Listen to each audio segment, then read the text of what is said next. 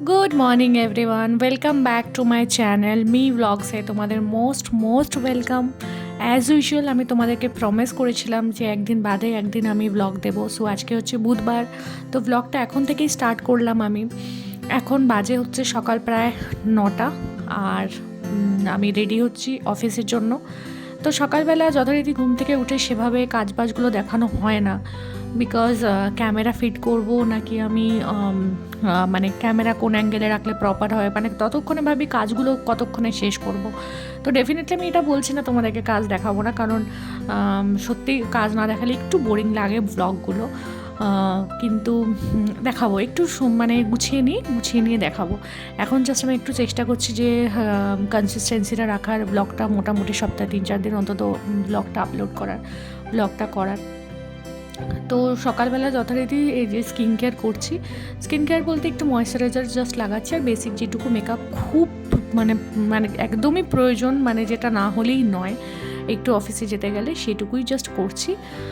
আর আমার চুলটার যা বাজে অবস্থা দেখতেই পাচ্ছ, একদম রাফ হয়ে গেছে। তো আজকে রাতে এসে অয়েল ম্যাসাজ করব, তো সেই জন্য সকালবেলা চুলটাতে একটু জাস্ট আমি সিরাম দিয়েছি, চুলটা যাতে একটু যাতে একটু স্মুথ হয়, আর কিছু না। তো ঠান্ডা পড়েছে জানো তো, ঠান্ডা বেশ লাগছে কয়েকদিন। আমরা ভেবেছিলাম যে এই টাইমটা হয়তো ঠান্ডাটা থাকবে না সেভাবে, কারণ 25 ডিসেম্বরই সেভাবে ঠান্ডা ছিল না, কিন্তু এবার উল্টো হয়ে গেল। এবার দেখছি এই টাইমটা ঠান্ডা পড়েছে, ওই লাস্ট ঠান্ডা চলে যাওয়ার আগে যে কয়েকদিন ঠান্ডা থাকে আর কি, পৌষ মাসটা শেষ হওয়ার আগে। তো সকালবেলা উঠে না আমি রান্না বান্না করে টিফিন সব প্যাক করে নিয়েছি, আর এই টাইমটা আমি চা খেতে খেতেই মোটামুটি রেডি হই। তো আজকে আমি চা খেতে খেতেই মোটামুটি রেডি হচ্ছি।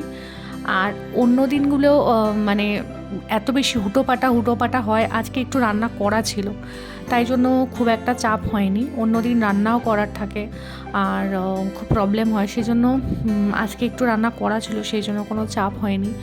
একটু সাজগোজের টাইম পেয়েছি, নয়তো অন্যান্য দিন আমি একদম টাইম পাই না, কোনো মতে জাস্ট চুলটা বেঁধে কোনো মতে একটু বেশি মেকআপ করে বেরিয়ে যাই আমি। আর আজকে একটুখানি সাজার টাইম পাচ্ছি, চুলে একটু সিরাম লাগানোর টাইম পেয়েছি। আর অফিসে যে মানে আমার অফিসটা যেহেতু দূরে, সেহেতু আমাকে একটু আগেই বেরোতে হয় জানো তো। আর তোমাদেরকে তো দেখিয়েছি, মানে ও একটু পরে বেরোয়, আমি একটু আগেই বেরোই, তবুও আমি লেট হয়ে যাই। মানে 9টার টার্গেট নিয়ে 9টার সময় যেন কোনোভাবে বেরোনোই হচ্ছে না। তো সেটাই এখন দেখছি আমি, দেখো কানে দেখছি কোন ইয়ারিংসটা আমাকে মানায়। আমি যদি খুব একটা বড় ইয়ারিংস পরি না, খুব সিম্পলের মধ্যেই কিছু পরি, তো সেটাই খুঁজছি। আর এখানে আমি যথারীতি রাস্তা দিয়ে আসার সময় সেই ভিডিওগুলো করতে পারিনি, অফিসে এসে ঢুকে গেছি, তারপর মনে পড়লো যে না একটু ভিডিও দিই, কারণ আমি ব্লগে আছি। আর এখানে আমাদের পাশে যে দিদিটা অফিসে আমাদের চা ঠা সমস্ত কিছু দেয়, মানে আমাদের খোরাক জোগায় আর কি। তো সেই দিদির সাথে কথা বলতে বলতে আমি কাজ স্টার্ট করেছি। আর এই টাইমটা আমাদের খুব একটা কাজের প্রেশার থাকে না, একদম আফটার 12 মানে 12টার পর থেকে আমাদের একটু কাজের প্রেশার থাকে, কারণ ওই টাইমে আমাদের সেক্টরের কাজের একটু প্রেশারটা বাড়ে আর কি, মানে তখন একটু অ্যাভেলেবেল হয় সবাই। তো আমি অফিসে সারাদিন আর সেরকম কিছু ব্লগ দেখাতে পারিনি।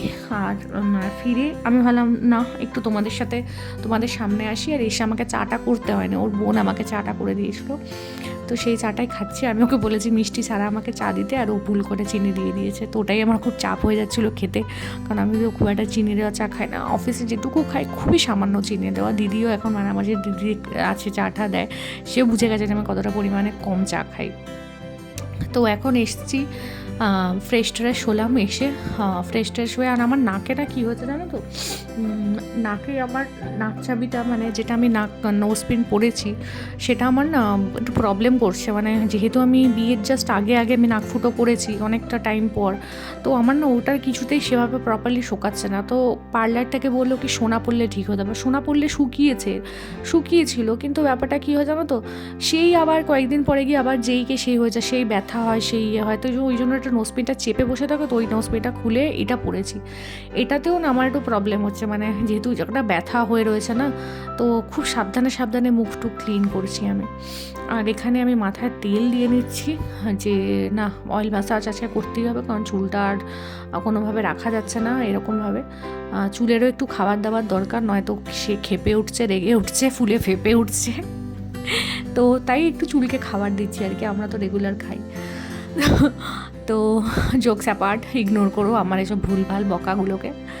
আর আজকে আমার না মানে বিশ্বাস করো ইচ্ছাই করছিল না অফিস থেকে এসে কিছু রান্না করতে, কিন্তু যথারীতি ও দিদা আছে, দিদা এসেছে, ও দিদা আলুর দম দিয়েছে, পেঁয়াজ কলি দিয়ে আলু দিয়ে ভাজা দিয়েছে, তো আমাকে রাতে কিছু রান্না করতে হবে না। এসে চাটাও আমাকে করতে হয়নি, আমাকে আজকে সব কিছু থেকে ছুটি দিয়েছে, সকালবেলাও রান্না সেরকম কিছু ছিল না। তো আজকে আমি শুধু রাত্রেবেলা একটু রুটি বা পরোটা কিছু বানাবো, আর তো সেরকম কোনো রান্নাবান্না নেই। তো আমি ভাবলাম যে অনেক দিন তোমাদের সাথে সেভাবে কথা বলি না, তাই একটু তোমাদের সামনে আসি। আমি একটু অফিস নিয়ে তোমাদের সাথে একটু শেয়ার করি আমার অফিসের এক্সপিরিয়েন্স। অনেক দিন পরে আমি কোথাও জয়েন করে আমার খুব ভালো ফিল হচ্ছে, জানো তো। মানে মনে হচ্ছে এই ফিল্ডটা, মানে প্রথমত মেডিকেল ফিল্ডটা আমার খুব একটা ইন্টারেস্টিং জায়গা। আমার একটা কী জানি, আমার খুব ইন্টারেস্ট লাগে এই সেক্টরটা। তারপরে নতুন কিছু শিখছি, নতুন কিছু জানছি, এটা একটা টোটালি ডিফারেন্ট জিনিস। আর সবচেয়ে বড় ব্যাপার হচ্ছে আমার সিনিয়ররা আমার উপর ভরসা করছে, আর আমি সেই ভরসাটা আমার কাছে অনেক বেশি ম্যাটার করছে, জানো তো। কারণ এই ভরসাটা আমার জীবনে অনেকটা কমতি ছিল, মানে বলতে পারো নিজের কাছের মানুষগুলো কোথাও গিয়ে একটু কম ভরসা করতো আমার ওপর।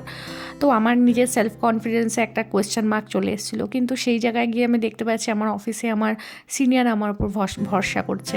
হয়তো অনেকে এরকম ভাবতে পারে, বা অনেকে এরকম টাইপের মনে করে যে আমি এক কাজের জন্য এসেছি, আমি আরেকটা কাজ কেন করবো। কিন্তু আমার কাছে না এগুলো খুব বড় ম্যাটার করে, যে আমাকে যদি আমি ভার্সেটাইল হতে চাই, সে কাজের দিক থেকে আমি সব রকম কাজ শিখতে চাই।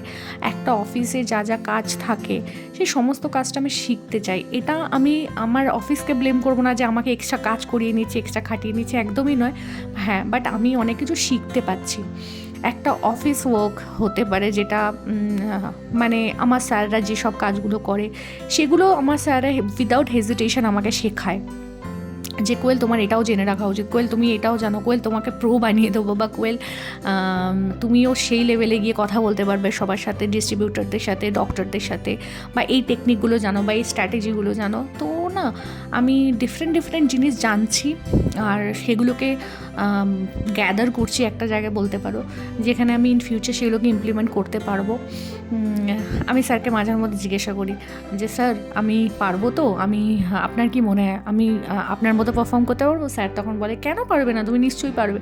তো এই যে আমার উপর ভরসাটা, এটা আমার কাছে অনেক বেশি ম্যাটার করে, যে আমি অনেক কিছু শিখতে পারছি, বলতে পারো। এই যে নলেজগুলো আমি আমার ঝুলিতে ভর্তি করছি, মানে এটা আমার কাছে একটা অ্যাসেট। সত্যি কথা বলতে এটা আমার কাছে একটা অ্যাসেট, যে আমি নতুন জিনিসগুলো আমি আমার সিনিয়রদের কাছ থেকে গ্যাদার করলাম, করে আমি আমার অ্যাসেট জমিয়ে নিলাম।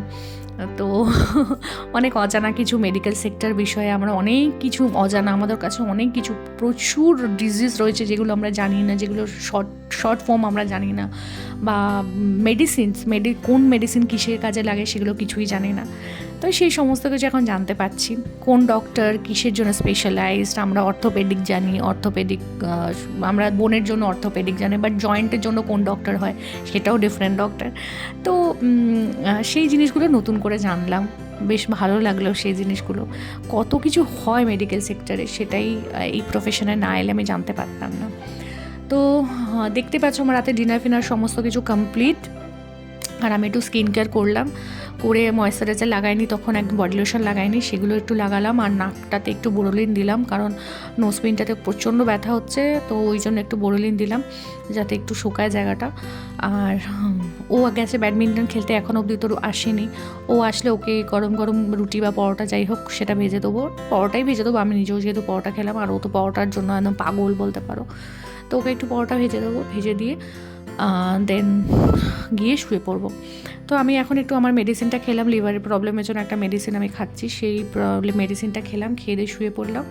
আর এখন ও এসেছে, ওকে পরোটা ভেজে দিলাম।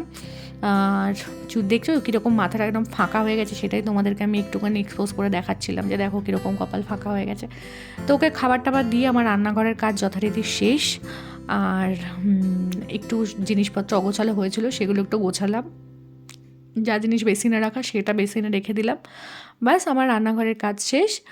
আর সো এখানে ব্লগটা চলো আজকে এখানে এন্ড করছি আমি, আবার আসবো নতুন একটা ব্লগ নিয়ে। Tata, good night.